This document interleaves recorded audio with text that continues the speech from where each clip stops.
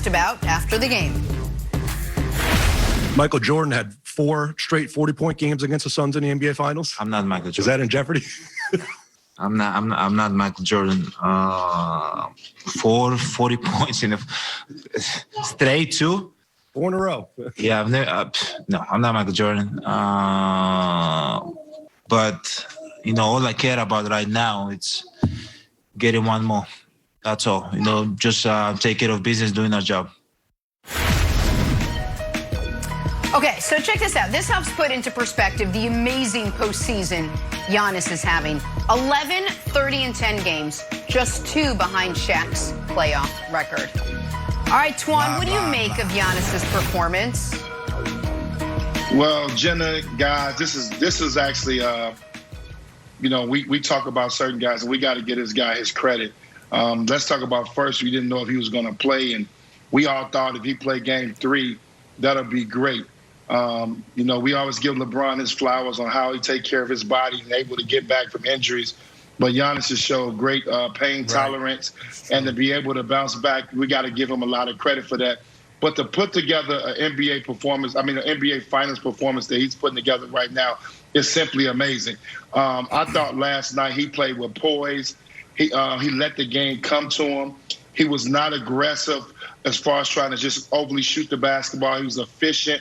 Got to the free throw line, wanted to get to the free throw line, did not take any bad jump shots, and he usually takes 5 or 6 bad jump shots in the game trying to find his offense. He did not do that. He continually attacked the basket, and maybe that's because he started to see the ball go in the basket from the free throw line. But I thought it was a very dominant performance. He knew they needed it. He came back, and I said this on Friday. He's going to continue to get better as the series goes along. You got to remember that he is the best player in this series. He's going to continue to get better as the series goes along. So you have to understand that. But it's also true about the Bucks. I thought the energy and effort that they gave, I thought Chris Middleton, with his defensive performance to me, was better. He wasn't worried about scoring and just standing on the side and watch Giannis play. He continued to play the game and not worry about that.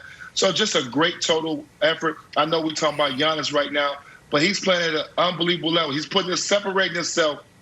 And we always talk about guys that are in that elite superstar status. But the way this finals goes, I played with a guy named D. Wade who had one of the best finals ever. And I talk about this often a lot. And I'm seeing the same similarities, how he's putting a team on his back. Young 26-year-old, 2-time MVP that's putting his team on his back and is trying to will his team to a championship. Obviously, he's far away from that. But after 3 games, he's been nothing short but amazing. So we have to give him his flowers on that, and hopefully it continues because this could be a great series. What type of flowers you want to give him, Twan? What you want me to send him? You want me to send him roses? Let me know what flowers you want me to send Giannis. Okay? We get it. What you gonna do, Brandon, for this series? I would say game 5, you'll be giving them out. Right now, you still got a little room to wait before you send the flowers. Right. I mean, listen, another easy 40. I'll send them, I don't know, maybe some sunflowers, I don't know. Look, another easy 40, another easy 10. I mean, to me, that's easy for Giannis, and he's been doing it all playoffs. Not obviously 40, but I think he's averaging, what, Nick, 29 points or 30 points a game, something insane. The bigger story for me is 13 for 17 from the free throw line. Is that what we're talking about? Did I read that correctly? Yeah. Wow. Yes. 13 for 17 from the free throw line. Are you kidding me? That's what we're doing, Giannis? Look, all right. I love what I saw last night from Giannis. Giannis is unstoppable. The problem is, on the other side, they were so flat. So, yeah, Giannis can do this every night, night in, night out. But at the end of the day, if those boys on the other side is doing what they're supposed to be doing, Nick, then they're not sitting here with a game with 1 win. They're not sitting here, still in this series. I don't know what happened with Booker. I don't know what happened with Ayton. Those boys need to find a way to get it done. So, look, Giannis, phenomenal. Great job. Bravo to you. You guys played them twice in the regular season. You played them, for the 3rd time this series, and you finally got a win. But at the end of the day, the Suns are a better team, and this will be a gentleman's sweep. That's what it will be, Nick. Well, okay. Well, not if Giannis keeps doing this. Now, if Giannis keeps doing this, it absolutely will not be a gentleman's sweep. And if Giannis can keep doing this, yeah, I know. And that's why the Bucks are in a great position. But I want to focus on Giannis, not the series as a whole. Because Antoine said a lot of very good things about Giannis, but he didn't say this. This is how you become not just potentially an NBA champion, but this is how you become the best player in basketball. Don't care about the holes in his game. Talked about that on Friday. Nobody did that to Shaq. When Shaq, everyone's like, okay, Shaq's the best player in the league. You know how I know? Nobody can stop it. And Shaq, in those 3 straight championships with the Lakers, his NBA Finals numbers were bananas. The first one, he was 38 and 12 on 60%. The next one, I think it was 34, 15 and 5. And then he was like 33, 13 and 4. All of them around 60% or better. Well, that is what Giannis is doing in these finals, despite the fact that game 1, he was clearly not 100%. This was his second straight 40-point double-double. A little context on that. Can we give the full list of people, not in one finals, but in a career that have multiple 40-point double-doubles in the finals? Because it's a handful of super old guys. LeBron's done it 6 times. Shaq did it 5 times. Jerry, Elgin, Havlicek, Pettit. That's careers. Careers. Giannis has done it in 2 of his first 3 finals games. If you guys want to dive further into the numbers, Basketball Reference, they've done this for the last 35 years. The database goes back 35 years. They have a thing called game score, okay? A game score of greater than 35 is absolutely unbelievable.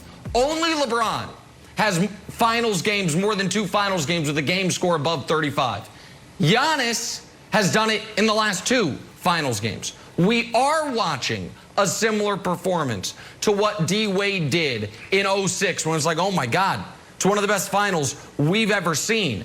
And Wilds, this is what is to me so concerning for Phoenix. There's no counter to this. There's none. It is like when you were playing Shaq. It's just, I hope our guys play great and his teammates play poorly. Because you can play zone, he will crush you. You can put Ayton on him, he'll get him in foul trouble. You can put Jay Crowder on him, he'll get by him. There is no counter to it. And it is, to me, not a coincidence that Giannis has 3 40-point double-doubles in these playoffs. They have come in the 3 biggest spots. Game 7 against Brooklyn, and then the last 2 finals games, which are really the first 2 finals games where he was close to healthy. And so it is an all-time performance that we are seeing thus far in these finals, and I don't see any reason to believe he won't keep it up, Wilds. Well, yeah, the only person that can beat Giannis is sort of like his own ego, where he says, like, you know what, I'm a 2-time MVP. I should be able to hit this open jumper. And then he starts taking them. If he keeps on turning those down and keeps on not even looking for them, just go to the hole. If we can put up the graphic on how many points in the paint the Bucks have been scoring, he's just gotten better and better and better, closer and closer.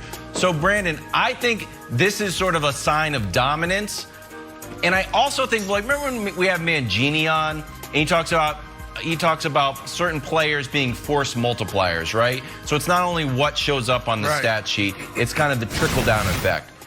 The trickle-down effect of Giannis's dominance here is also Ayton comes out of the game. So once you get Ayton in foul trouble, and then he can't sort of exert his will or play with force like Monty Williams was talking about, he's got to play tentative, and his offensive game goes away. It's a force multiplier where you start to see Giannis affect the game in other ways. Cam Johnson was getting hot, and Giannis was like, you know what, give me the ball. Give me the ball. I want to score on Cam Johnson. He's feeling himself a little too much after dunking on poor P.J. Tucker, who's trying to take a charge. Not that impressive of a dunk. So I think not only is Giannis impressive on the stat sheet, everything that there's a trickle-down effect makes the Bucks even more dominant.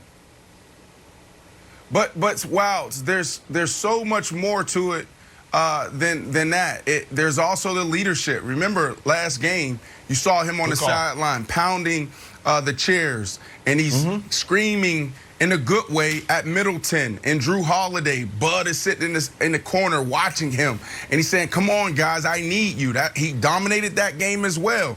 And then this whole approach all year, not getting too high, not getting too low. This dude is